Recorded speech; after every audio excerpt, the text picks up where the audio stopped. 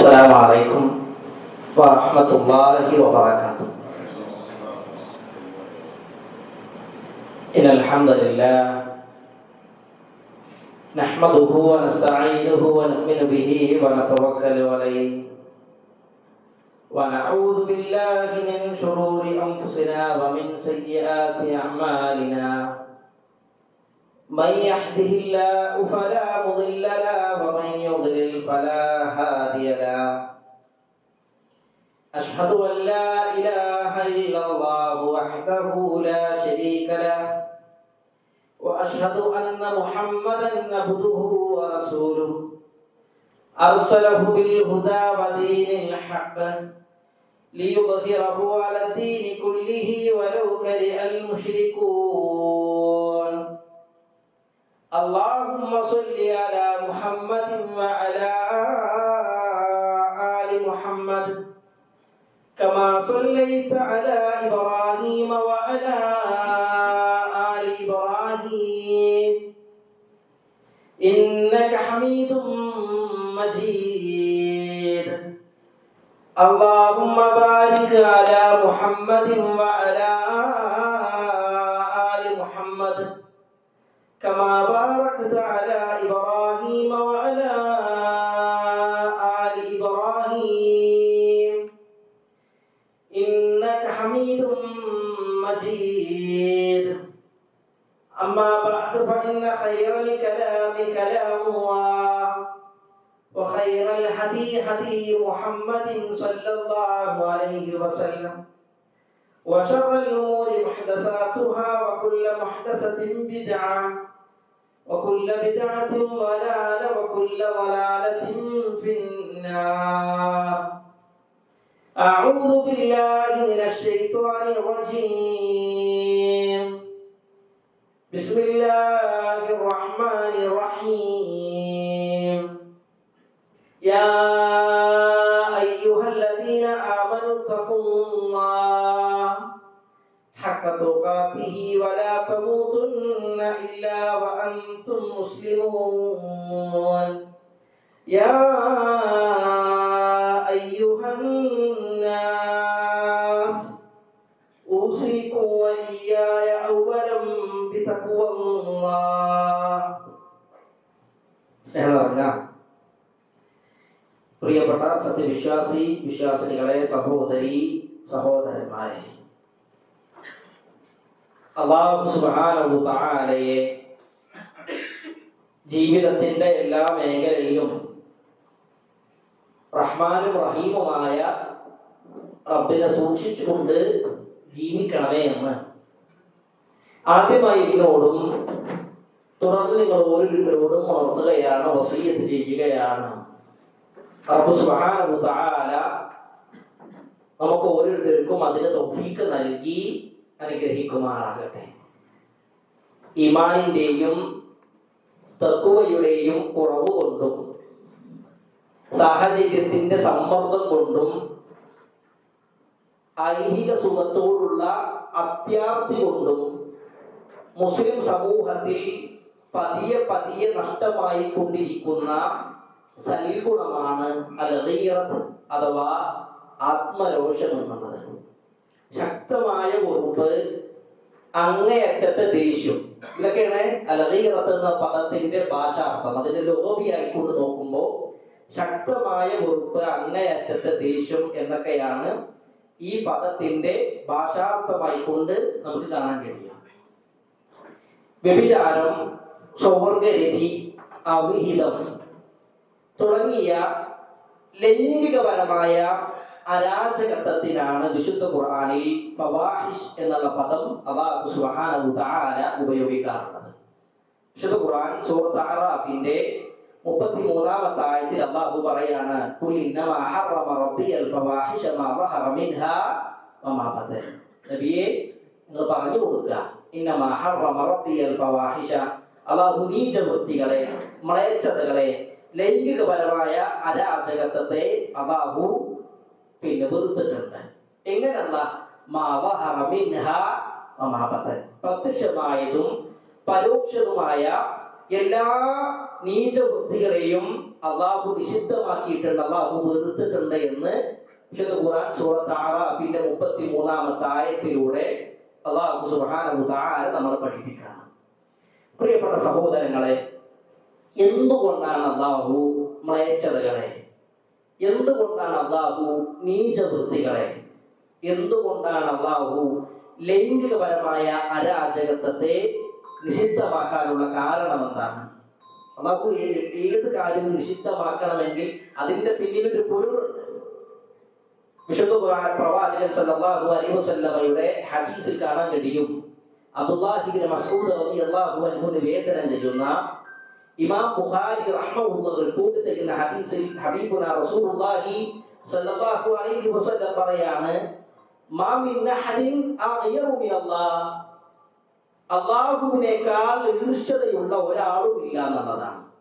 ഏറ്റവും ഗീറത്തുള്ളവൻ, ഏറ്റവും ഈർഷ്യതയുള്ള ആളാരാണ്? അല്ലാഹു സുബ്ഹാനഹു തആലയാണ് എന്നുള്ളതാണ്. തിന്മകൾ സംഭവിക്കുമ്പോൾ, വൃത്തികേടുകളിൽ, അധാർമിക പ്രവർത്തനങ്ങളിൽ മനുഷ്യന്മാർ മുഴുകുമ്പോൾ അല്ലാഹുവിനോളം ഈർഷ്യതയുള്ള, അല്ലാഹുവിനോളം ആത്മരോഷമുള്ള വേറൊരാളുമില്ല. എന്നിട്ട് പറയാണ്, മിനഅജ്ലി ദാലിക ഹറമൽ ഫവാഹിഷ, ആ കാരണം കൊണ്ടാണ് അല്ലാഹു നീചവൃത്തികളെ, തോന്നിവാസങ്ങളെ നിഷിദ്ധമാക്കാനുള്ള കാരണം. അല്ലാഹു നീചവൃത്തികളെ നിഷിദ്ധമാക്കാനുള്ള കാരണം എന്താണ്? ഏറ്റവും ഗീറത്തുള്ളവൻ, അധാർമിക പ്രവർത്തനങ്ങളോട്, തോന്നിവാസങ്ങളോട്, ലൈംഗികപരമായ അരാജകത്തോട്, വൈകൃതങ്ങളോട് ഏറ്റവും വെറുപ്പുള്ളവൻ റഹ്മാനും റഹീമുമായ അല്ലാഹുവാണ്. അതുകൊണ്ടാണ് അല്ലാഹു ഫവാഹിഷുകളെ നിഷിദ്ധമാക്കാനുള്ള കാരണം എന്നുള്ളത്.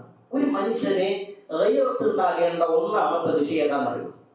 ഈർഷ്യതയുണ്ടാകേണ്ട, ആത്മരോഷം ഉണ്ടാകേണ്ട ഒന്നാമത്തെ വിഷയം ശിർക്കിന്റെയും കുഫ്റിന്റെയും വിഷയത്തിലാണ്. കുടുംബത്തിലെ ആളുകൾ ശിർക്കിലേക്കും ഖുറാഫാത്തിലേക്കും വിദഗ്ധി പ്രവർത്തനങ്ങളിലേക്കും പോകുമ്പോൾ ഗൈറത്തുണ്ടാകണം, ആത്മരോഷം ഉണ്ടാകണം, ആ ഒരു ദേഷ്യം ഉണ്ടാകണം. അതാണ് ഒന്നാമത് ഉണ്ടാകേണ്ട ഗൈറത്തിന്റെ ഒന്നാമത്തെ മേഖല. അതേപോലെ തന്നെ ഒരു മനുഷ്യന് ഗൈറത്ത് ഉണ്ടാകേണ്ട ഏറെ പ്രാധാന്യമുള്ള വിഷയം, പണ്ഡിതന്മാരായ ആളുകളൊക്കെ സുദീർഘമായി വിശദീകരിച്ച ഒരു സംഭവം, അദ്ദുററുൽ മുൻതഖാത്ത് എന്ന് പറയുന്ന ഗ്രന്ഥത്തിൽ പണ്ഡിതന്മാർ വളരെ ഗൗരവത്തിൽ വിശദീകരിച്ച ഒരു സംഭവമാണ് ഗൈറത്ത് എന്നുള്ള സ്വഭാവം. ഒരു മനുഷ്യനെ ശിർക്കിന്റെയും കുഫ്റിന്റെയും വിഷയം കഴിഞ്ഞാൽ പിന്നെ ഏറ്റവും കൂടുതൽ ഗൈറത്ത് ഉണ്ടാകേണ്ടത്, ഈർഷ്യത ഉണ്ടാകേണ്ടത്, ആത്മരോഷം ഉണ്ടാകേണ്ട വിഷയം തന്റെ കീഴിലുള്ള സ്ത്രീകളുടെ വിഷയത്തിലാണ്, തന്റെ ഭാര്യയുടെ, മകളുടെ, കുടുംബത്തിലെ പെങ്ങളുടെ വിഷയത്തിലാണ് പിന്നെ ഗൈറത്ത് ഉണ്ടാകേണ്ടത്. ഇമാം നവവി റഹ്മഹുല്ലാഹ് പറയാണ്, എന്താണ് ഗൈറത്ത് എന്ന് പറഞ്ഞാൽ? ഒരു മനുഷ്യന്റെ ഗൈറത്ത് എന്ന് പറഞ്ഞാൽ എന്താണ്? അല്ലാമ ഇമാം നവവി റഹ്മഹുല്ലാഹ് പറയാണ്, മൻഉ റജുലി അഹ്ലഹു മിന തഅല്ലുഖി ബി അജ്നബിയിൻ ബിനദരിൻ ഔ ബിഹദീസിൻ ഔ ഗൈരിഹി. ഒരു മനുഷ്യന്റെ ഭാര്യ, അല്ലെങ്കിൽ അയാളുടെ മകൾ, അല്ലെങ്കിൽ അയാളുടെ പെങ്ങൾ, അല്ലെങ്കിൽ അയാളുടെ കീഴിലുള്ള ഏതെങ്കിലും ഒരു സ്ത്രീ, ഇവരെ അന്യപുരുഷന്മാരായ ആളുകൾ നോക്കുമ്പോൾ, അന്യപുരുഷന്മാരായ ആളുകളോട് ആളുകൾ ഇവരോട് വന്ന് സംസാരിക്കുമ്പോൾ, അന്യപുരുഷന്മാരായ ആളുകളുമായി ഇവർ ഇടപഴകുമ്പോൾ ഒരു മനുഷ്യൻ ഉണ്ടാകേണ്ട ദേഷ്യത്തെ, അതാണ് പറയാണ്,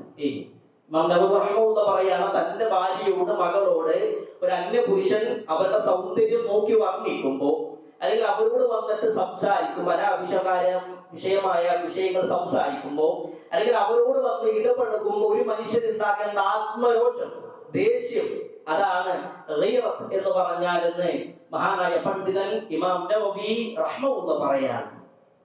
മഹാനായ ഇബ്നുൽ ഖയ്യിം റഹ്മഹുല്ലാഹ് പറയാണ്, ഇന്ന അസ്ല ദീനി അൽ ഗൈറ, ദീനിന്റെ അടിത്തറ തന്നെ ഗൈറത്താണ്. ദീനിന്റെ അടിത്തറ തന്നെ ഗൈറത്താണ്, ഈർഷ്യത ഉണ്ടാകണം.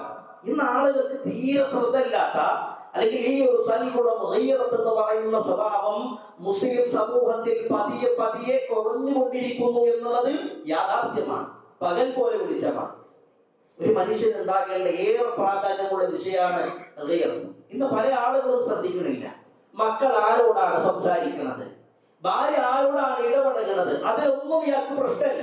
അതൊക്കെ അവരുടെ ചോയ്സ് അല്ലേ, അത് അവരുടെ ഇഷ്ടമല്ലേ, അത് അവരുമായി ബന്ധപ്പെട്ട കാര്യങ്ങളിൽ ഞാൻ അതിലൊന്നും ഇടപെടാത്ത ഒരാളാണ്. ഭാര്യ ആരുടെ കൂടെ പോയാലും, ഭാര്യ ആരുമായി സംസാരിച്ചാലും, മക്കൾ ആരുടെ കൂടെ പോയാലും വാപ്പ എന്ന നിലയ്ക്ക് ഈ മനുഷ്യന് ഗീറത്തില്ലെങ്കിൽ ഇബ്നുൽ ഖയ്യിം റഹ്മത്തുള്ളാഹി പറയാണ് അവന് ദീനില്ല എന്നുള്ളതാണ്. ദീനിന്റെ അടിത്തറ, ദീനിന്റെ അസ്ൽ എന്ന് പറഞ്ഞാൽ ഗീറത്താണ്. എന്നാൽ അദ്ദേഹം പറയുന്ന ഒരു വാക്കാണ് വമൻ ലാ ഗീറത ലഹു ലാ ദീന ലഹു. ഒരാൾക്ക് ഗീറത്തില്ലെങ്കിൽ അവന് ദീനില്ല. ഒരാൾക്ക് ഗീറത്തില്ലെങ്കിൽ, ഈർഷ്യതയില്ലെങ്കിൽ, ഇങ്ങനെ അള്ളാഹുവിന്റെ അധ്യാപനങ്ങൾ തെറ്റിക്കപ്പെടുമ്പോൾ, അള്ളാഹുവിന്റെ വിധിവിലക്കുകൾ തെറ്റിക്കപ്പെടുന്നത് കാണുമ്പോൾ ഒരു മനുഷ്യനുണ്ടാകേണ്ട ഗീറത്ത് അയാൾക്കില്ലെങ്കിൽ, ഒരാത്മരോഷം അയാളുടെ മനസ്സിലില്ലെങ്കിൽ അവന് ദീനില്ല എന്ന് മഹാനായ ഇബ്നുൽ ഖയ്യിം റഹ്മത്തുള്ളാഹി പറഞ്ഞത് നമുക്ക് കാണാൻ കഴിയും. അതുകൊണ്ട് ഒരു മനുഷ്യന്റെ ജീവിതത്തിൽ ഉണ്ടാകേണ്ട ഏറെ പ്രാധാന്യമുള്ള സൽഗുണമാണ് ഗീറത്ത് എന്നുള്ളത്. അല്ലാഹുവിന്റെ റസൂൽ സല്ലല്ലാഹു അലൈഹി വസല്ലമയുടെ കാലഘട്ടത്തിൽ ഒരിക്കൽ സൂര്യഗ്രഹണം ഉണ്ടായി. അപ്പോൾ സൂര്യഗ്രഹണം ഉണ്ടായ സമയത്ത് നബി സല്ലല്ലാഹു അലൈഹി വസല്ലം സ്വഹാബികളൊക്കെ ഒരുമിച്ച് കൂടി എന്നിട്ട് പള്ളിയിൽ വന്ന് സുദീർഘമായി നിസ്കരിക്കുക. സുദീർഘമായി നിസ്കരിക്കുമ്പോൾ നമുക്ക് ഹദീസിൽ കാണാൻ കഴിയും, ഖിയാമിൽ നിന്ന് തക്ബീറത്തുൽ ഇഹ്റാമിന് ശേഷം ഫാത്തിഹ ഓതി പിന്നെ സൂറത്ത് സുദീർഘമായി നബി ഓതുകയാണ്. ഗ്രഹണ നിസ്കാരം നമുക്കറിയുന്ന വിഷയമാണ്. പിന്നെ റുകൂയിലേക്ക് പോയി സുദീർഘമായി, സാധാരണ ഫർദ് നിസ്കാരത്തിൽ റുകൂയിൽ നിൽക്കുന്നതിനേക്കാൾ കൂടുതലായി പ്രവാചകൻ റുകൂയിൽ നിന്നു. പിന്നെ റുകൂവിന് ശേഷം വീണ്ടും ഖിയാമിലേക്ക് വന്നു. വീണ്ടും സൂറത്ത് ഓതി കുറേ സമയം പ്രവാചകൻ സല്ലല്ലാഹു അലൈഹി വസല്ലം ഖുർആൻ ഓതി. പിന്നെ വീണ്ടും റുകൂയിലേക്ക് പോയി.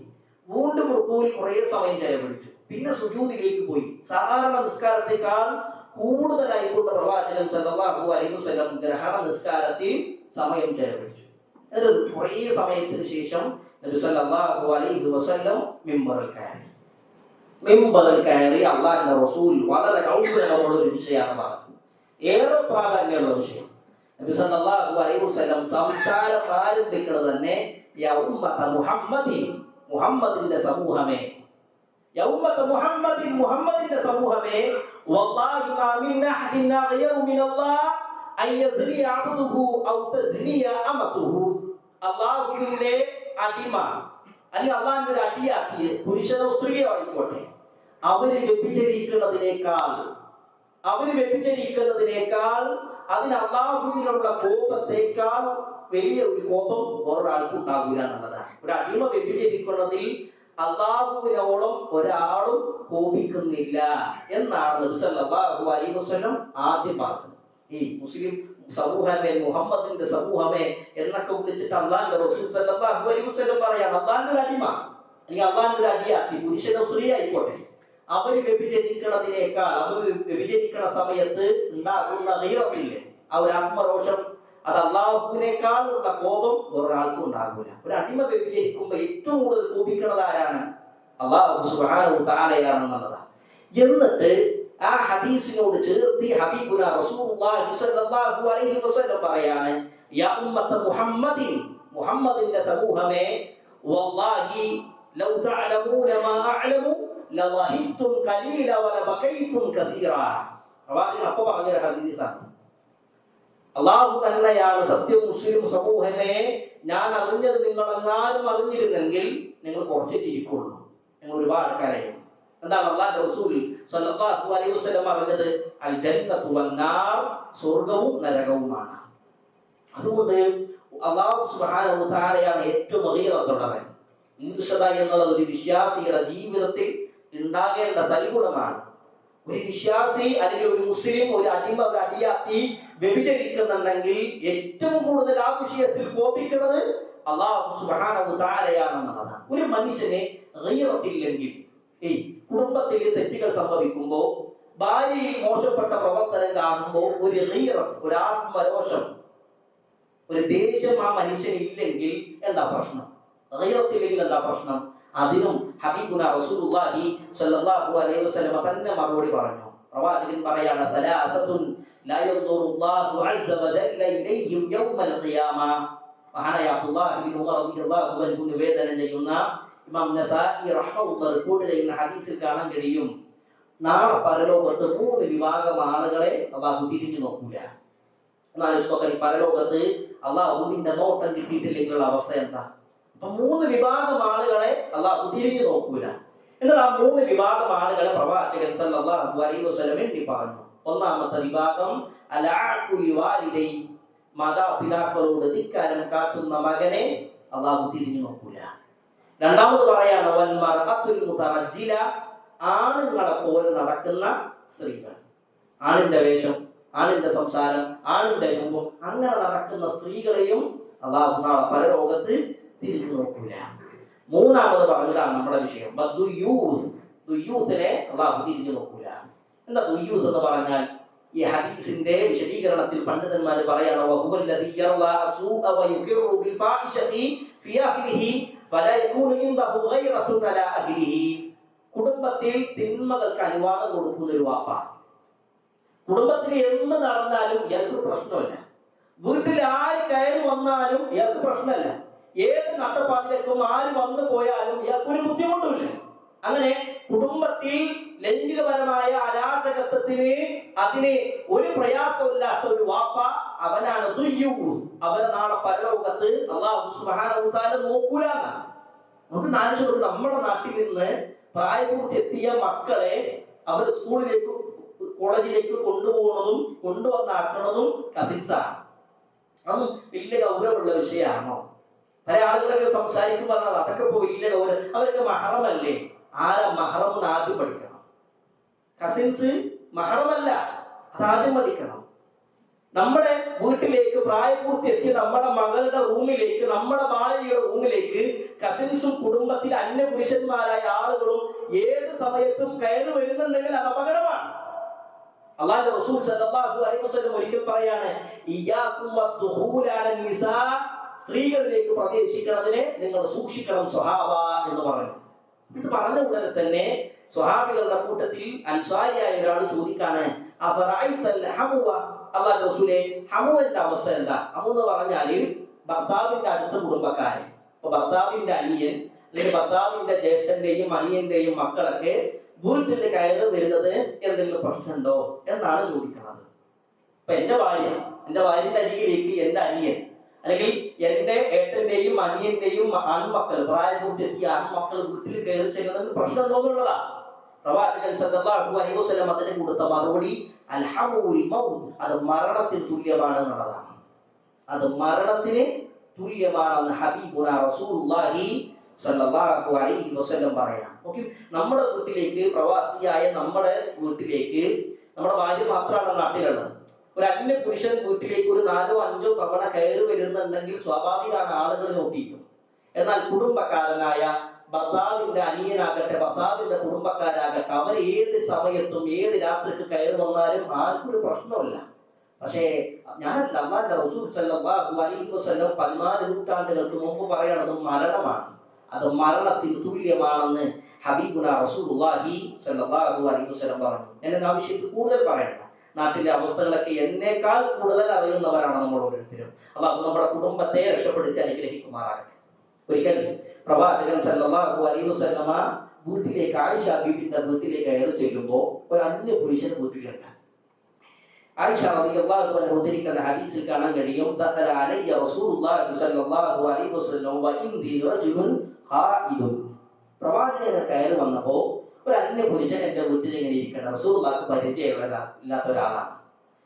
അങ്ങനെ ആയിഷ ബീവിന്റെ അടുത്ത് ഒരു പരിചയമില്ലാത്ത ഒരാൾ ഇരിക്കുന്നുണ്ട് എന്ന് കണ്ടപ്പോ തന്നെ ആയിഷ ബീവി പറയാണ്, റസൂലുള്ളാഹിന്റെ മുഖം ചുവന്നു. റസൂലുള്ളാഹിക്ക് ദേഷ്യം വന്നിട്ടുണ്ടെന്ന് റസൂലുള്ളാഹി സ്വല്ലല്ലാഹു അലൈഹി വസല്ലമയുടെ മുഖം കാണുമ്പോൾ തന്നെ മനസ്സിലാക്കാൻ കഴിയും. അങ്ങനെ പ്രവാചകൻ സല്ലല്ലാഹു അലൈഹി വസല്ലമയുടെ മുഖം ചുവന്നു. അങ്ങനെ ചുവന്ന സമയത്ത് നബി ചോദിക്കാണ്, യാ ആയിഷ മൻ ഹാദാ, ആയിഷ ആരാണ്? അപ്പോൾ പ്രവാചകൻ സല്ലല്ലാഹു അലൈഹി വസല്ലമയുടെ ആയിഷ ബീവി പറയാണ്, യാ റസൂലല്ലാഹ് ഇന്നഹു അഖീ മിൻ റളാഅതി, ഇതെന്റെ മുലകുടി ബന്ധത്തിലുള്ള സഹോദരനാണ്. അഥവാ ഈ വ്യക്തിക്കും ആയിഷ ബീവിക്കും ഒരേ സ്ത്രീ പാല് നൽകിയിട്ടുണ്ട്, മുലപ്പാല് നൽകിയിട്ടുണ്ട്. അങ്ങനെ മുലകുടി ബന്ധത്തിലുള്ള സഹോദരനാണ് എന്ന് ആയിഷ ബീവി പറഞ്ഞപ്പോൾ പ്രവാചകൻ സല്ലല്ലാഹു അലൈഹി വസല്ലം പറഞ്ഞെന്താണ്,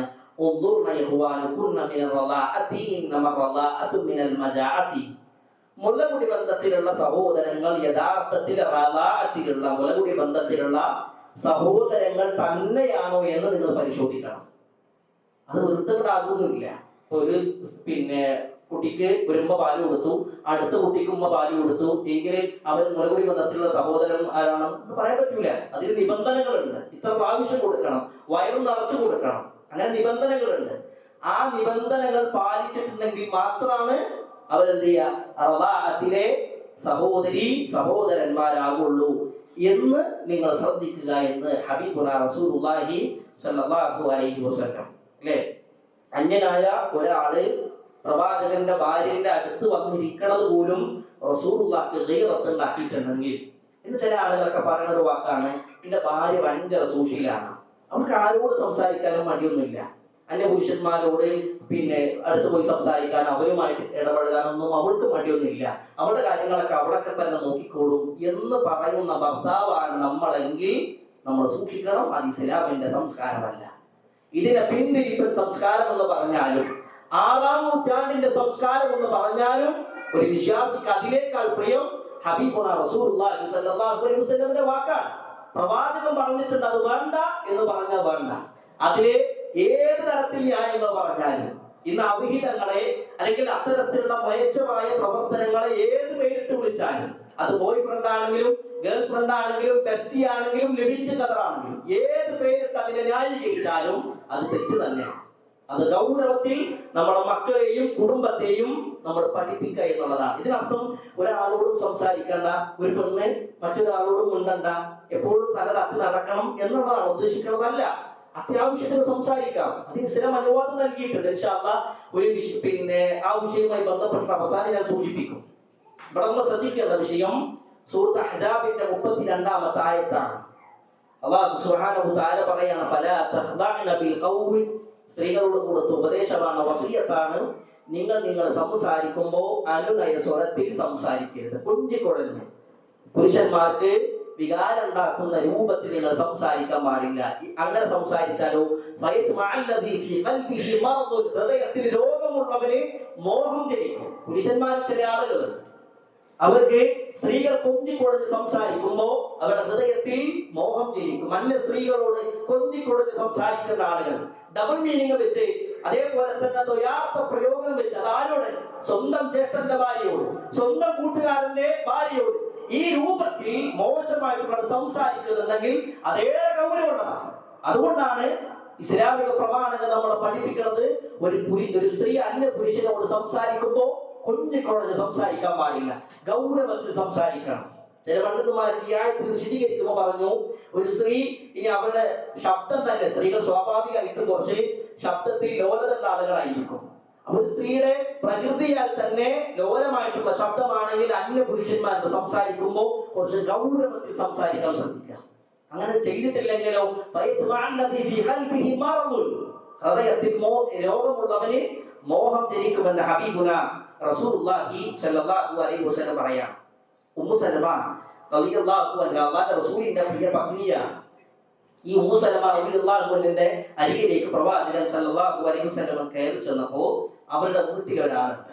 ആരാന്നറിയോ? വഫിൽ ബൈത്തി മുഹന്നസ്. മുഹന്നസ് എന്നാണ്. എന്താ മുഹന്നസ് എന്ന് പറഞ്ഞാൽ?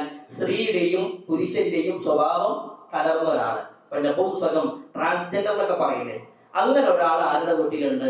ഉമ്മു സലമ റളിയല്ലാഹു അൻഹയുടെ വീട്ടിലുണ്ട്. അപ്പൊ ഈ ഉമ്മു സലമ റളിയല്ലാഹു അൻഹയുടെ സഹോദരൻ അബ്ദുള്ളയോടാണ് ഇയാൾ ഇന്ന് സംസാരിച്ചുകൊണ്ടിരിക്കുന്നത്. ഈ സംസാരം ആര് കേൾക്കേണ്ടത്? സല്ലല്ലാഹു അലൈഹി വസല്ലം കേൾക്കേണ്ടത്.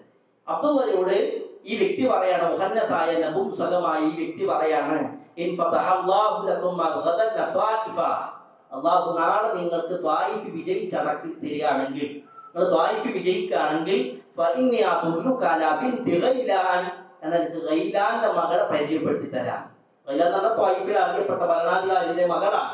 അപ്പൊ ഗൈലാന്റെ മകളെ ഞാൻ നിനക്ക് എന്ത് ചെയ്യാം? പരിചയപ്പെടുത്തി തരാം. എന്നിട്ട് ആ പെണ്ണിനെ വർണ്ണിക്കുകയാണ് ഞാൻ. എങ്ങനെ വർണ്ണിക്കണത്? അവിടെ അവൾ നടക്കുമ്പോഴും തിരിച്ചു വരുമ്പോഴും ഇന്ന ചന്തണ്ട് എന്ന രൂപത്തിൽ ഇയാൾ വർണ്ണിക്കാം. ഇത് ആര് കേട്ടു? ഇതാര് കേൾക്കാണ്? ഹബീബുന റസൂലുള്ളാഹി സ്വല്ലല്ലാഹു അലൈഹി വസല്ലം കേട്ടപ്പോൾ അപ്പ പ്രവാചകൻ പറഞ്ഞ വാക്ക്, ലാ യദ്ഖുലന്ന ഹൗലാഇ അലൈകുന്ന, ഒരിക്കലും വീട്ടിൽ കയറ്റരുത്. കാരണം മുഹന്നസ് എന്ന് അയാൾ പറഞ്ഞിരുന്നു, സ്ത്രീയുടെയും പുരുഷന്റെയും സ്വഭാവം കലർന്നാണ്, അതേപോലെ തന്നെ സ്ത്രീകളോട് വികാരമില്ലാത്ത ആളാണ് എന്നൊക്കെ പറഞ്ഞിട്ടാണ് ഇയാള് നാട്ടിൽ പ്രചരിക്കുന്നത്. എന്നാൽ ഒരു പുരുഷൻ സ്ത്രീയെ വർണ്ണിക്കുന്നത് എപ്രകാരമാണോ അതേപോലെ ഇയാൾ വർണ്ണിക്കാൻ, അത് വർണ്ണിക്കണം കണ്ടപ്പോ പ്രവാചകൻ സല്ലല്ലാഹു അലൈഹി വസല്ലം പറഞ്ഞു, ഇനി ഇയാളെ വീട്ടിൽ കയറ്റരുത്. പണ്ഡിതന്മാർ ഈ ഹദീസിനെ വിശദീകരിച്ചുകൊണ്ട് പറഞ്ഞ വിഷയം, ഇവിടെ ഈ മനുഷ്യൻ പ്രവാചകന്റെ ഭാര്യമാരെയും കാണുന്നുണ്ട്, റസൂലുള്ളാഹിന്റെ പെൺമക്കളെയും ഇയാൾ കാണുന്നുണ്ട്. ഇതേപോലെ മറ്റുള്ള ആളുകളുടെ അരികിൽ പോയിട്ട് റസൂലുള്ളാഹിന്റെ ഭാര്യയെയും റസൂലുള്ളാഹിന്റെ മക്കളെയും വർണ്ണിക്കാൻ ചാൻസ് ഉണ്ട്, അതുകൊണ്ട് ഇയാളെ കയറ്റരുത് എന്ന് പ്രവാചകൻ സല്ലല്ലാഹു അലൈഹി വസല്ലം പറഞ്ഞതാകാം. ആലോചിച്ച് നോക്കി, ഒരാള് ഒരു വിഷയം, ഇപ്പൊ ഞാൻ കണ്ട ഒരു കാഴ്ച അത് നിങ്ങൾക്ക് പറഞ്ഞു തരുമ്പോൾ വിവരിക്കുമ്പോൾ അതിലേക്ക് പരിധികളും പരിമിതികളും ഉണ്ട്.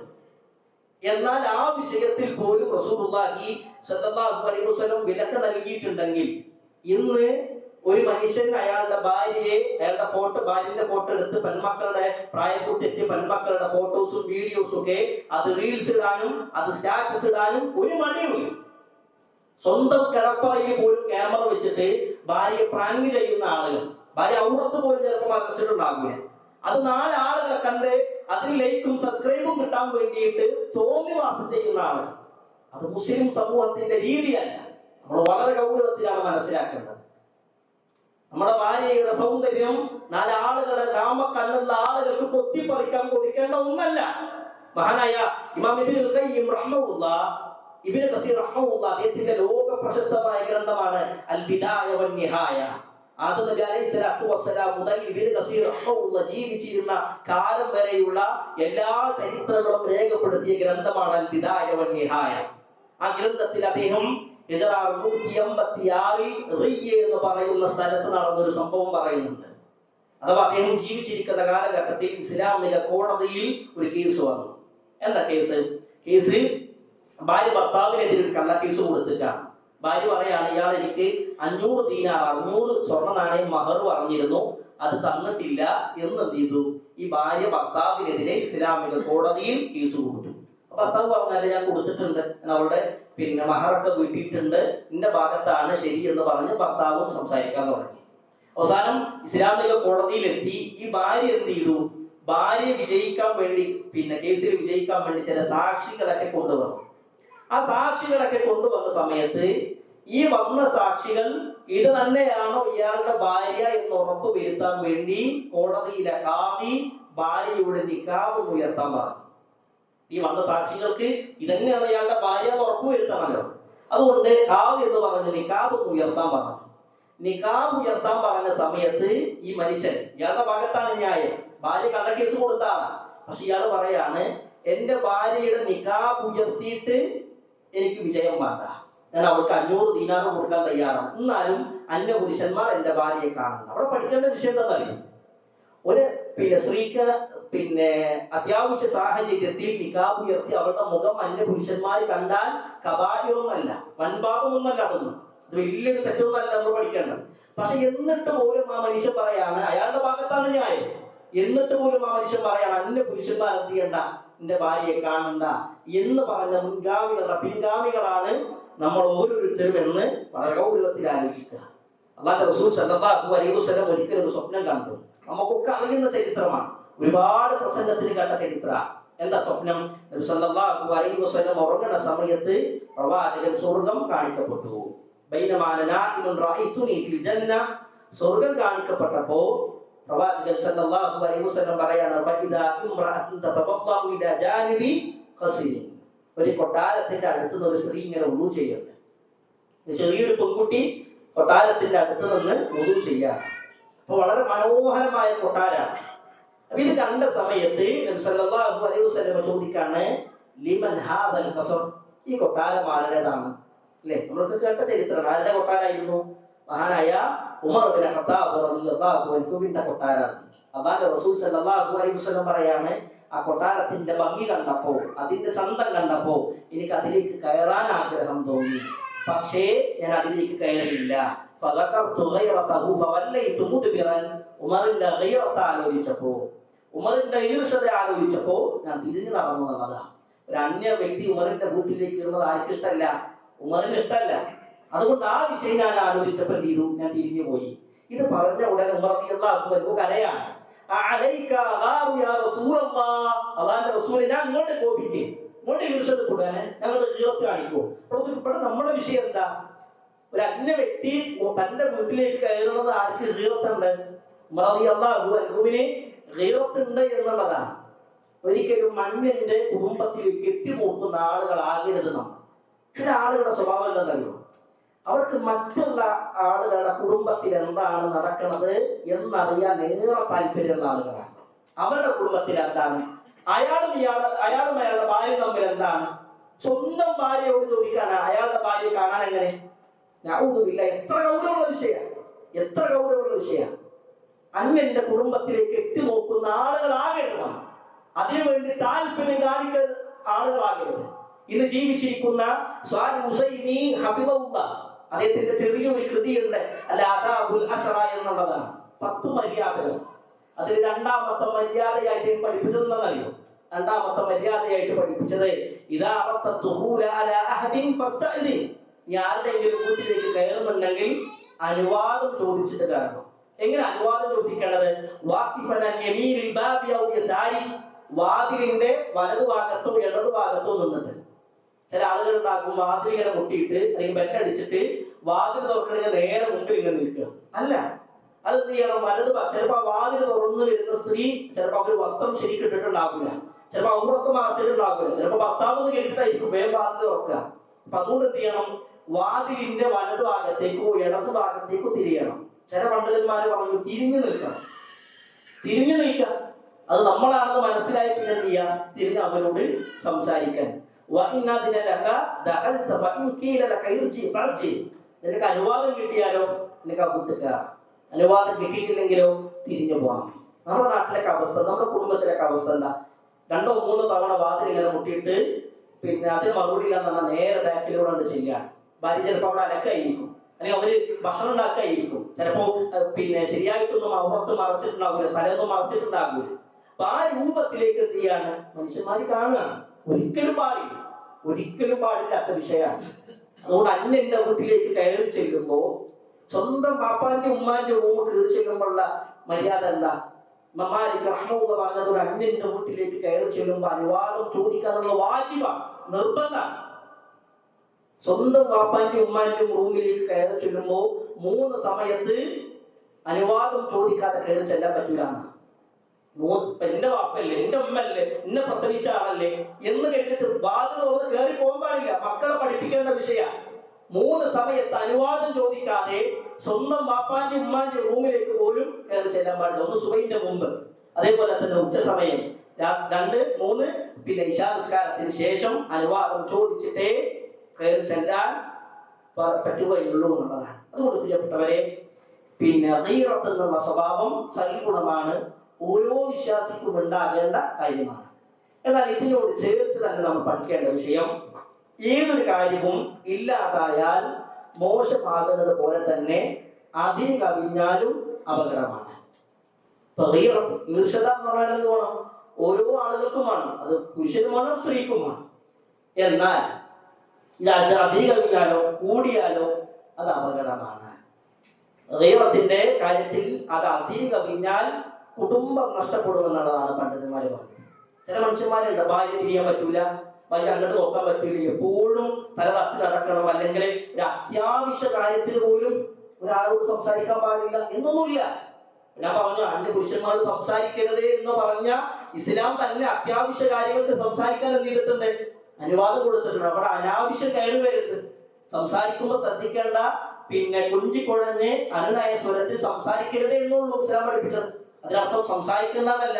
എന്നാൽ ഈ ചില മനുഷ്യന്മാരോ അവര് ഭാര്യയെ അങ്ങോട്ട് തിരിയാൻ പറ്റില്ല, ഇങ്ങോട്ട് തിരിയാൻ പറ്റൂല, എപ്പോഴും ഭാര്യയെ ഒരു സംശയ കണ്ണോടുകൂടി നോക്കുക, അവളുടെ ഫോൺ വാട്സപ്പ് ചെക്ക് ചെയ്യുക, എപ്പോഴും അവളെ ഒരു സംശയ കണ്ണുകൂടി ഇരുന്ന് നോക്കുക. അപ്പൊ പ്രവാസിയായ ഭർത്താവ് രാത്രി കുറച്ചുകൂടി വൈകിട്ട് ഭാര്യയെ ഓൺലൈനിൽ കണ്ടാലോ അപ്പോഴും സംശയം, എല്ലാം സംശയ കണ്ണോടുകൂടി. ഉലമാക്കൾ നൽകിയ വസിയ്യത്താണ്, ഉലമാക്കൾ നൽകിയ പണ്ഡിതന്മാർ നൽകിയ വസിയ്യത്താണ്, അതിരി കടക്കുന്നതിന് നീ സൂക്ഷിച്ചോ. കാരണം അത് ത്വലാഖിന്റെ താക്കോലാണെന്ന്. കുടുംബം തകരും, ദാമ്പത്യം തകരും. അപ്പൊ ഏത് വിഷയവും അത് പാകത്തിനേ പാടുള്ളൂ. അതിന് കടക്കാൻ എന്തില്ല, ഇസ്ലാം അനുവാദം നൽകിയിട്ടില്ല എന്നുള്ളതാണ്. ഇസ്ലാം എത്രത്തോളം വളരെ ഗൗരവത്തിലാണ് ഈ വിഷയത്തിൽ പ്രവാചകൻ സല്ലല്ലാഹു അലൈഹി വസല്ലമയുടെ ചില അധ്യാപനങ്ങൾ നമുക്ക് കാണാൻ കഴിയും. അഥവാ ഒരാള് അയാളുടെ വീട്ടിലേക്ക് പറയാതെ കയറി ചെല്ലാൻ പാടില്ല എന്നുള്ളതാണ്. ഒരാള് വീട്ടിലേക്ക് ഇപ്പൊ ഇങ്ങനെ സർപ്രൈസ് ആയിട്ടൊക്കെ കയറി ചെല്ലണല്ലേ, ഭാര്യനെ അറിയാൻ വേണ്ടിയിട്ട്, ഭാര്യന്റെ അവസ്ഥ എന്താണെന്ന് അറിയാൻ വേണ്ടിയിട്ടൊക്കെ ആരോടും പറയാതെ പെട്ടെന്ന് അങ്ങോട്ട് ചെയ്യാം. നബി സല്ലല്ലാഹു അലൈഹി വസല്ലം പറഞ്ഞു, ഹാ റസൂലുള്ളാഹി സല്ലല്ലാഹു അലൈഹി വസല്ലം യത്റുക റജുലു അഹ്ലഹു ലൈല, രാത്രി പെട്ടെന്ന് ഭർത്താവ് പ്രത്യക്ഷപ്പെടുക പാടില്ല. നബി നിരോധിച്ച കാര്യം. ആലോചിച്ച് നോക്കി, ഇപ്പൊ ഗൈറത്തിന്റെ വിഷയത്തിൽ ഗൗരവമാണെന്ന് പഠിപ്പിച്ചതാരാ? പ്രവാചകൻ. ആ പ്രവാചകൻ തന്നെ അത് അതിന് കവിഞ്ഞാലുള്ള പ്രശ്നത്തെ കുറിച്ചും നമ്മളെ പഠിപ്പിച്ചിട്ടുണ്ട്. ഒരു വിശ്വാസിക്ക് ഉണ്ടാകേണ്ട സ്വഭാവമാണെന്ത്? അല്ല ഗൈറത്ത്. ഒരു ദൂരയാത്രക്ക് പോയ മനുഷ്യനായിരിക്കും, 2 ദിവസം കഴിഞ്ഞിട്ട് വരുള്ളൂ എന്ന് പറയാം. എന്നിട്ട് എന്ത് ചെയ്യാ? ഭാര്യന്റെ അവസ്ഥ അറിയാൻ വേണ്ടി, ഭാര്യ വേറെന്തെങ്കിലും മോശപ്പെട്ട സ്വഭാവം ഉണ്ടെന്ന് അറിയാൻ വേണ്ടി പെട്ടെന്ന് അവിടെ മുമ്പിൽ പ്രത്യക്ഷപ്പെടാൻ പാടില്ല. ചില ഉലമാക്കൾ പറഞ്ഞു അവർക്ക് സൂചനകൾ നൽകണം. ചാരപ്പണി നടത്തരുത്. എപ്പോഴും സംശയ കണ്ണോടുകൂടി നോക്കരുത്. ഭാര്യന്റെ ഫോൺ കാണുമ്പോഴേക്ക് എടുത്ത് നോക്കുക, വാട്സപ്പ് ചെക്ക് ചെയ്യുക, അത് ഹാക്ക് ചെയ്യുക, നിങ്ങൾ അതിലെ കാര്യങ്ങളൊക്കെ നോട്ട് ചെയ്യുക എന്നുള്ളതല്ല. സംശയ കണ്ണോടുകൂടി നോക്കിയാൽ കുടുംബം തകരുമെന്നും ഇസ്ലാമിക അധ്യാപനങ്ങൾ നമ്മൾ പഠിപ്പിക്കുന്നുണ്ട്. ഓക്കെ, അപ്പൊ ഗൈറത്ത് കൂടിയാലും എന്താണ്? അപകടമാണ്. നബി സല്ലല്ലാഹു അലൈഹി വസല്ലമയുടെ കാലഘട്ടത്തിൽ വ്യഭിചാര ആരോപണവുമായി ബന്ധപ്പെട്ട ആയത്താണ്. പതിവ്രതകളായ സ്ത്രീകളെ കുറിച്ചിട്ട് ഒരാൾ ആരോപണം പറയുന്നുണ്ടെങ്കിൽ അതിന്റെ ഭവിഷ്യത്ത് എന്താണ് തുടങ്ങിയ വിഷയത്തിൽ പ്രവാചകൻ സല്ലല്ലാഹു അലൈഹി വസല്ലമയുടെ കാലഘട്ടത്തിൽ ആയത്തിറങ്ങി. സൂറത്ത് നൂറിലെ 4-ാമത്തെ ആയത്ത്, വല്ലദീന യർമൂനൽ മുഹ്സനാത്തി, ഒരാള് പതിവ്രതകളായ സ്ത്രീകളെ കുറിച്ച് വ്യഭിചാര ആരോപണം പറഞ്ഞു. ആ സ്ത്രീ വ്യഭിചരിച്ചിട്ടുണ്ട് എന്ന് ഒരാൾ പറഞ്ഞു. പിന്നെ സുമ്മലം യഅ്തു ബിഅർബഅതി ശുഹദാ, 4 സാക്ഷികളെ കൊണ്ടുവന്നില്ല. ഒരു സ്ത്രീ വ്യഭിചരിച്ചു എന്ന് പറഞ്ഞാല് അതിന് സാക്ഷിയായിട്ട് എന്ത് ചെയ്യണം? 4 പേരെ കൊണ്ടുവരണം. 3 പേരായാലോ പറ്റൂല, 4 പേര് തന്നെ വേണം. അങ്ങനെ 4 പേരെ ഇയാൾ കൊണ്ടുവന്നിട്ടില്ലെങ്കിൽ ഫജിലിദൂഹും 80 ജൽദതൻ, 80 അടി അടിക്കണം. അയാളെ അന്ന് സാരല്ല, ഇപ്പൊ ഇപ്പൊന്ന് പറഞ്ഞ ഇവിടെയല്ല വേണ്ടത്, 80 അടി അല്ല അടിക്കണം. വലാ തഖ്ബലു ലഹും ഷഹാദതൻ, അവന്റെ സാക്ഷ്യം പിന്നീട് ഒരിക്കലും സ്വീകരിക്കാൻ പാടില്ല. ഈ ആയത്തിറങ്ങിയ സമയത്ത് മഹാനായ സഅദ് ബിൻ ഉബാദ റളിയല്ലാഹു അൻഹു പറയാണ്, ലൗ റഅയ്തു റജുലൻ മഅ ഇംറതി ലദറബ്തുഹു ബിസൈഫി ഗൈറ മുസ്ഫഹി, എന്റെ ഭാര്യന്റെ അരികിൽ ഒരാൾ കിടക്കുന്നത് കണ്ടാൽ ഞാൻ ഒന്നും ചോദിക്കൂല, ഞാൻ വാൾ എടുത്തു വിട്ടു. ആര് പറയാണ്? സഅദ് ബിൻ ഉബാദ റളിയല്ലാഹു അൻഹു പറഞ്ഞു. സ്വഹാബത്തിന് അത്ഭുതം. സ്വഹാബത്ത് നബി സല്ലല്ലാഹു അലൈഹി വസല്ലമയോട് കൂട്ടി പറയാണ്, നബി സഅദ് ബിൻ ഉബാദ ഇങ്ങനെയൊക്കെ പറഞ്ഞിട്ടുണ്ട്. അപ്പൊ നബി അതിന് കൊടുത്ത മറുപടി എന്താണെന്നറിയോ? അതഅജബൂന മിൻ ഗൈറതി സഅദ് വല്ലാഹി ലഅന അഗ്യറു മിൻഹു വല്ലാഹു അഗ്യറു മിന്നി, സഅദിനേക്കാൾ ഗൈറത്തുള്ളവനാണ് ഞാൻ, എന്നേക്കാൾ ഗൈറത്തുള്ളവനാണ് ആര്? അല്ലാഹു സുബ്ഹാനഹു വ തആല. നമ്മൾ ഇവിടെ പഠിക്കേണ്ട വിഷയം ഇമാം മുസ്ലിം, ഇമാം ബുഖാരി പോലെയുള്ള പണ്ഡിതന്മാർ ഉദ്ധരിച്ച റിവായത്താണ്. എന്നാൽ ഇമാം അഹ്മദ് ബിൻ ഹംബൽ റഹ്മഹുല്ലാഹ് റിപ്പോർട്ട് ചെയ്യുന്ന ഹദീസിൽ കാണാൻ കഴിയും, ഈ ആയത്ത് ഇറങ്ങിയപ്പോ, ഈ വിചാര ആരോപണവുമായി ബന്ധപ്പെട്ട ആയത്ത് ഇറങ്ങിയ സമയത്ത് എന്ത് ചെയ്യാണ്? സഅദ് റളിയല്ലാഹു അൻഹു നബിയോട് പോയിട്ട് പറയാണ്, നബിയെ ഇങ്ങനെയാണ് ആയത്ത് ഇറങ്ങുന്നത്. കുറച്ച് ദേഷ്യപ്പെട്ട് ചോദിച്ചു. അഥവാ സ്വന്തം ഭാര്യ ഒരു അന്യ പുരുഷനുമായി വ്യഭിചരിക്കുന്നത് കണ്ടാൽ 4 സാക്ഷികളെ കൊണ്ടുവരാനൊന്നും നേരം ഉണ്ടാകില്ല. നമുക്ക് എന്ത് ചെയ്യണം? നമ്മൾ കൈകാര്യം ചെയ്യണം. അവിടെ 4 സാക്ഷികളെ കൊണ്ടുവരാൻ നോക്കരുത് എന്ന രൂപത്തിൽ കുറച്ച് ഗീറത്ത് കൂടിയിട്ട് എന്ത് ചെയ്തു? ഇയാൾ സംസാരിക്കുകയാണ്. അപ്പോ പ്രവാചകൻ സല്ലല്ലാഹു അലൈഹി വസല്ലം ചോദിക്കേണ്ട സഹാബത്തിനോട്, സഹാബ എന്താ സഅദ് ഇങ്ങനെയൊക്കെ പറയണത്? സ്വഹാബികൾ പറയണ, നബിയെ അൻസാരികളുടെ കൂട്ടത്തിൽ ഏറെ ഗീറത്തുള്ളവൻ, ആത്മരോഷമുള്ള ആളാണ് ഈ സ്വഹാബി. ഇയാൾ കന്യകളെ അല്ലാതെ വിവാഹം കഴിക്കാറില്ല. ഈ മനുഷ്യന് ഒരു സ്ത്രീയെ വിവാഹമോചനം നടത്തിയാൽ ആ തൊലാക്ക് ചെയ്ത സ്ത്രീകളെ വേറെ ആളുകൾ കല്യാണം കഴിക്കുമ്പോൾ പോലും അവർ ഭയപ്പെടും. കാരണം സഅദിന് അത് ഇഷ്ടാകുമെന്നുള്ളത്. അത്രത്തോളം ഗീറത്തുള്ളവനാണ് ആര്? സഅദ്. ഇങ്ങനെ പറഞ്ഞ സമയത്ത് നബി സല്ലല്ലാഹു അലൈഹി വസല്ലം പറയാണ്, സഅദ് നിന്നേക്കാൾ ഗീറത്തുണ്ടാർക്ക്? എനിക്ക്. എന്നേക്കാൾ ഗീറത്തുണ്ടാർക്ക്? അള്ളാഹ്. അതുകൊണ്ട് വാളെടുത്ത് വിട്ടില്ല വേണ്ടത്. സ്വന്തം വീട്ടിൽ അള്ളാഹു സുബ്ഹാനഹു വ തആല അത്തരം പ്രയാസങ്ങൾ നമ്മൾ രക്ഷപ്പെടുത്താൻ ഗ്രഹിക്കുമാറാകട്ടെ. സ്വന്തം ഭാര്യ അന്യ പുരുഷനുമായി വിരിപ്പിൽ കണ്ടാൽ വാളെടുത്ത് വട്ടാനോ കത്തിയെടുത്ത് കുത്താനോ അല്ല ഇസ്ലാം പഠിപ്പിച്ചത്. അവിടെ എന്ത് വേണം? അവിടെ ഗീറത്ത് അധികം കവിയാൻ പാടില്ല. ഇസ്ലാമിക അധ്യാപനങ്ങളിൽ കാണാൻ കഴിയും അവിടെയാണ് മുലാഅനത്ത് ചെയ്യേണ്ടത്. എന്താ മുലാഅനത്ത് എന്ന് പറഞ്ഞാൽ സൂറത്ത് നൂറിന്റെ ഈ ആയത്ത് പറഞ്ഞതിന് ശേഷം 6-7 ആയത്തുകളിൽ കാണാൻ കഴിയും ഒരാള് തന്റെ ഭാര്യയെ കുറിച്ച് വ്യഭിചാരാരോപണം പറഞ്ഞു. ഈ മനുഷ്യൻ വീട്ടിൽ കയറി വരുന്ന സമയത്ത് അന്യ പുരുഷനുമായി കൊണ്ട് ഒരു സ്ത്രീ ലൈംഗിക ബന്ധത്തിൽ ഏർപ്പെടുന്നത് കണ്ടാൽ അവന് 4 സാക്ഷികളില്ല. സ്വന്തം ഭാര്യ ഇങ്ങനെ നിൽക്കുന്ന സമയത്ത് പിന്നെ ആളുകളെ കൊണ്ടുവരുന്ന സ്വാഭാവികമാണ്, പ്രയാസം ഉണ്ടാകും. അപ്പൊ അങ്ങനെ സാക്ഷികൾ കൊണ്ടുവരാതെ ഒരു മനുഷ്യൻ പറയുന്ന ഇയാൾ എന്റെ ഭാര്യ വ്യഭിചരിച്ചിട്ടുണ്ട്, ഭാര്യ അതിന് എതിർക്കും ചെയ്യാം, ഇല്ല ഞാൻ ചെയ്തിട്ടില്ല, അവള് കളവ് പറയാമെന്ന് കരുതുക. അപ്പൊ എന്താ ചെയ്യേണ്ടത്? അപ്പൊ അവര് രണ്ടുപേരും ഇസ്ലാമിക വിധി നടപ്പിലാക്കുന്ന ഭാഗത്തേക്ക് വരിക. എന്നിട്ട് ഭർത്താവ് പറയാ ഞാൻ പറയുന്നത് സത്യമാണ്, അവൾ വ്യഭിചരിച്ചിട്ടുണ്ടെന്ന് 4 തവണ സത്യം ചെയ്യുക. 4 തവണ സത്യം ചെയ്യുക. 5ാമത്തെ തവണ എന്ത് പറയണം? റബ്ബേ ഞാൻ പറയുന്നത് കളവാണെങ്കിൽ എന്റെ മേലിൽ അല്ലാഹുവിന്റെ ശാപം ഉണ്ടാകട്ടെ എന്ന് പ്രാർത്ഥിക്കുക. ഭർത്താവ് മാറുക, പിന്നെ ഭാര്യ വരിക. ഭാര്യ വന്നിട്ട് പറയാണ് ഭർത്താവ് പറഞ്ഞത് കളവാണ്, ഞാൻ വ്യഭിചരിച്ചിട്ടില്ല എന്ന് 4 തവണ സത്യം ചെയ്യുക. എന്നിട്ട് ഭാര്യ 5ാമത്തെ തവണ പറയണം ഇനി ഞാൻ പറയുന്നത് ഭർത്താവിന്റെ ഭാഗത്താണ് ശരിയെങ്കിൽ, ഞാൻ പറഞ്ഞത് കളവാണെങ്കിൽ എന്റെ മേലിൽ അല്ലാഹുവിന്റെ ശാപം ഉണ്ടാകട്ടെ. പരസ്പരം ഭാര്യയും ഭർത്താവ് എന്ത് ചെയ്യുക? മുലാഅനത്ത് നടത്തുക. ഈ മുലാഅനത്ത് നടത്തിയിട്ടോ പിന്നെ അവര് എന്നും നീക്കുമായി വേർപിരിയുക. പിന്നെ അവര് ഭാര്യ ഭർത്താക്കന്മാരായിട്ട് ജീവിക്കാൻ പാടില്ല. ഇതാണ് ഇസ്ലാം പഠിപ്പിച്ചത്. അതല്ലാതെ ഗീറത്തുള്ളവനാണ് എന്ന് പറഞ്ഞിട്ട് വാലെടുത്ത് വെട്ടാനോ കത്തിയെടുത്ത് കുത്താനോ ഫേസ്ബുക്കിൽ ലൈവ് ഇടാനോ ഒന്നും പാടില്ല. അവിടെ മുലാഅനത്ത് നടത്തിയിട്ട് എന്ത് ചെയ്യണം? പരസ്പരം വേർപിരിയണം. അപ്പൊ നോക്കി, സ്വാഭാവികമാണ് ഒരു മനുഷ്യൻ ആ സാഹചര്യത്തിൽ കണ്ടാൽ ഈർഷ്യത ഉണ്ടാകും, ആത്മരോഷം ഉണ്ടാകും. പക്ഷെ അതിനെ പിടിച്ചു വെക്കണം എന്നാണ് ഇസ്ലാം പറഞ്ഞത്. അവിടെ അതിര് കടക്കാൻ പാടില്ല എന്ന് ഇസ്ലാമിക അധ്യാപനങ്ങൾ നമ്മളെ പഠിപ്പിക്കുന്നുണ്ടെങ്കിൽ അവസാനിപ്പിക്കാം. ഗീറത്ത് നഷ്ടപ്പെടാനുള്ള 6 കാരണങ്ങൾ കൂടി പറഞ്ഞ് അവസാനിപ്പിക്കാം. പെട്ടെന്ന് ഓടിച്ചു പറയാം. ഒരു മനുഷ്യന് ഗീറത്ത് കുറയാൻ, ആത്മരോഷം കുറയാനുള്ള 6 കാരണങ്ങൾ. ഈ 6 കാരണങ്ങൾ നമ്മൾ ഉണ്ടോന്ന് പരിശോധിച്ചാൽ മതി. എന്തൊക്കെയാണ് 6 കാരണങ്ങൾ? 1ാമത്തെ കാരണമായിട്ട് പറഞ്ഞു ഈമാനികമായ കുറവ്. ഒരാൾക്ക് ഈമാനികമായ കുറവുണ്ടെങ്കിൽ അള്ളാഹു നിഷിദ്ധമാക്കിയ കാര്യങ്ങളോട് വെറുപ്പുണ്ടാകുക എന്നുള്ളത് ഈമാനിന്റെ ലക്ഷണമാണ്.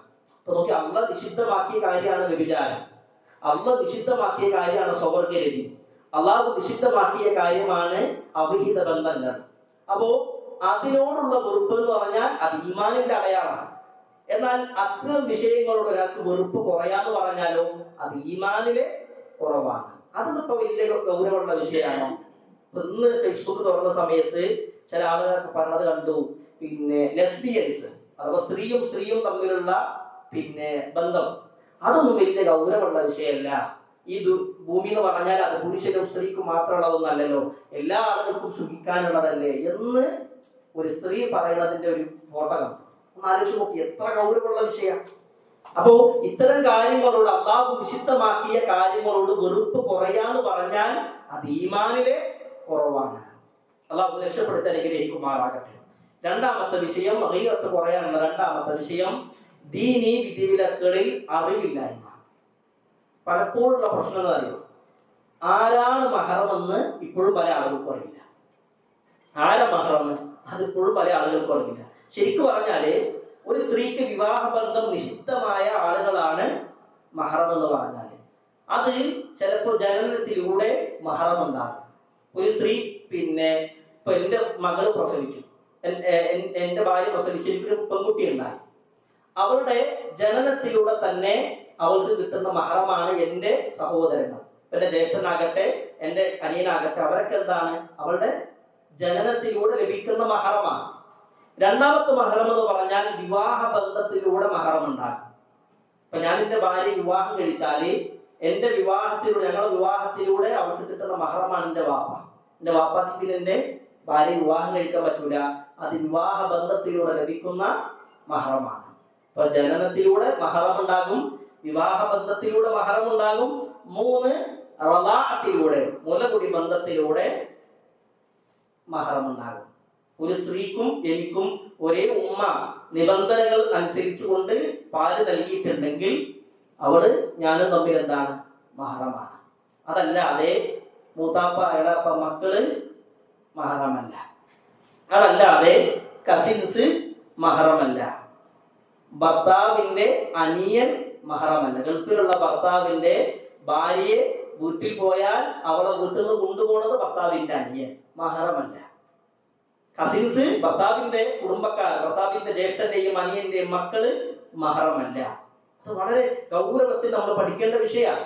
അപ്പൊ ദീനി വിഷയത്തിൽ അറിവില്ലായ്മയാണ് ഗീറത്ത് പറയാനുള്ള കാരണം. അള്ളാഹുവിന്റെ റസൂൽ സല്ലല്ലാഹു അലൈഹി വസല്ലം ആഴ്ചയിൽ ഒരു ദിവസം സ്ത്രീകൾക്ക് പ്രത്യേകം ക്ലാസ് കൊടുക്കും.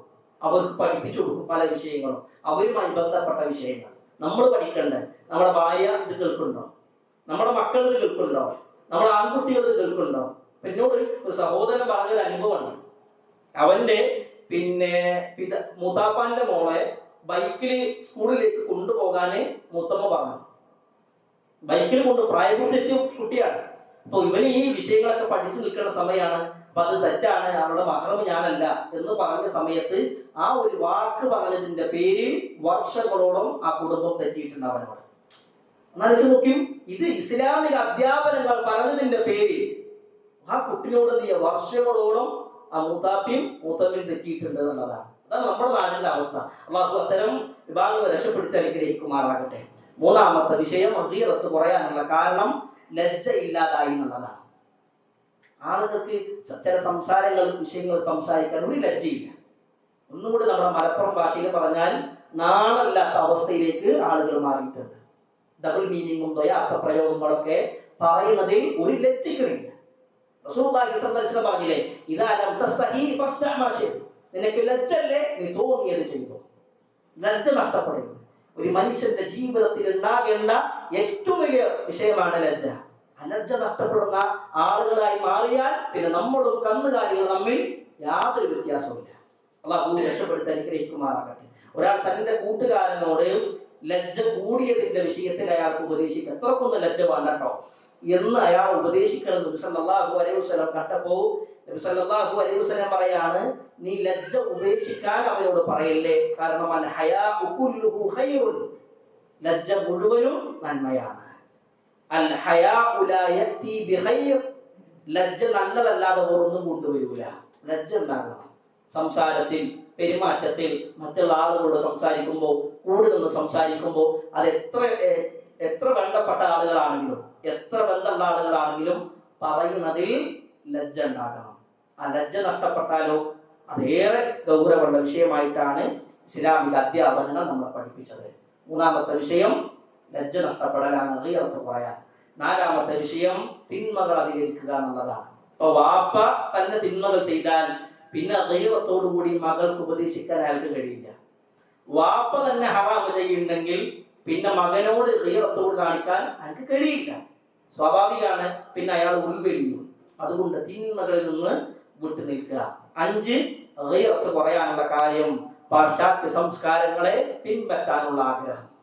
ഇന്ന് നടത്തവും ഇരുത്തവും വസ്ത്രവിധാരണവും സംസ്കാരവുമെല്ലാം ആളുകൾ ആഗ്രഹിക്കുന്നത് പാശ്ചാത്യ രീതികളോടാണ്. നമ്മുടെ മക്കൾ പിന്നെ അവരുടെ മുടി വെട്ടുന്നത്, അവരുടെ വേഷം, അവരുടെ സംസാരം, അവരുടെ ഭാഷ, അവരുടെ ശൈലി എല്ലാം മാറുന്നുണ്ട്. ശ്രദ്ധിക്കുക. അല്ലാഹു തൗഫീഖ് നൽകി അനുഗ്രഹിക്കുമാറാകട്ടെ. അവസാനത്തെ വിഷയം, ഗീറത്ത് കുറയാനുള്ള കാരണം പുരുഷന്മാർക്ക് പൗരുഷം നഷ്ടപ്പെടുക എന്നുള്ളതാണ്. ആണാകണം. സംസാരത്തിലും ഇരുത്തത്തിലും നടത്തത്തിലും പൗരുഷം നഷ്ടപ്പെടാൻ പാടില്ല. നബി സല്ലല്ലാഹു അലൈഹി വസല്ലം പറഞ്ഞു, കുല്ലു ഉമ്മത്തിൻ വുദിഅത്തിൽ ഗൈറത്തു ഫീ റിജാലിഹാ. ഏതെങ്കിലും ഒരു സമൂഹത്തിൽ പുരുഷന്മാർക്ക് ഗീറത്ത് എന്ന സ്വഭാവം ഉണ്ടായാൽ, ഏതെങ്കിലും ഒരു സമൂഹത്തിൽ പുരുഷന്മാർക്ക് ഗൈറത്ത് എന്ന സ്വഭാവം ഉണ്ടായാൽ വുദിഅത്തിൽ ഗിഫതു ഫീ നിസാഇഹാ, ആ സമൂഹത്തിലെ സ്ത്രീകൾ വിശുദ്ധിയുള്ളവരാണ് എന്നുള്ളതാണ്. പുരുഷന്മാർക്ക് പൗരുഷം ഉണ്ടാകണം. അതാണ് ഗീറത്ത് കുറയാനുള്ള 6ാമത്തെ കാരണമായിക്കൊണ്ട് പണ്ഡിതന്മാർ വിശദീകരിച്ചത്. അതുകൊണ്ട് പ്രിയപ്പെട്ടവരെ, ഗീറത്ത് എന്ന് പറയുന്ന സൽഗുണത്തെ പറ്റിയിട്ടാണ് നാം വിശദീകരിച്ചത്. ഇന്ന് മുസ്ലിം സമൂഹത്തിൽ കുറഞ്ഞുകൊണ്ടിരിക്കുന്ന ഒരു സ്വഭാവമാണ് എന്നുള്ളതാണ് നാം മനസ്സിലാക്കേണ്ട വിഷയം. ഒരു മനുഷ്യനുണ്ടാകേണ്ട ഗുണമാണ്, പക്ഷേ ഇത് അതിരി കടന്നാലും ഓവറായാലും പ്രശ്നമാണ് എന്നുള്ളതും കൂടി ഇതിൽ ചേർത്ത് നമ്മൾ പഠിക്കുക. റഹ്മാനായ റബ്ബ് ദീൻ അധികമായി പഠിക്കാനും പഠിക്കുന്ന കാര്യങ്ങൾ ജീവിതത്തിന്റെ ഭാഗമാക്കാനും റഹ്മാനും റഹീമുമായ റബ്ബ് സുബ്ഹാനഹു വ തആല തൗഫീഖ് നൽകി അനുഗ്രഹിക്കുമാറാകട്ടെ. നമ്മൾക്ക് വന്നു പോയിട്ടുള്ള ചെറുതും വലുതുമായ തെറ്റുകുറ്റങ്ങൾ അവൻ പുറത്ത് മാപ്പാക്കി തരുമാറാകട്ടെ. നമ്മുടെ കൂട്ടത്തിൽ മരണപ്പെട്ടവരുടെ കബറിടം അവൻ വിശാലമാക്കി കൊടുക്കുമാറാകട്ടെ. അവരെയും നമ്മെയും അവന്റെ ജന്നാത്തിൽ ഫിർദൗസിൽ ഒരുമിച്ച് കൂട്ടുമാറാകട്ടെ. റമദാനിൽ നമ്മൾ ചെയ്ത എല്ലാ സൽക്കർമ്മങ്ങളും സ്വീകരിക്കുന്ന ഭാഗ്യവാന്മാരുടെ കൂട്ടത്തിൽ അള്ളാഹു പറയുന്ന എന്നെയും കേൾക്കുന്ന നിങ്ങളെയും ഉൾപ്പെടുത്തി അനുഗ്രഹിക്കുമാറാകട്ടെ. അൽഹംദുലില്ലാഹി റബ്ബിൽ ആലമീൻ. അസ്സലാമു അലൈക്കും വറഹ്മത്തുള്ളാഹി വബറകാതുഹു.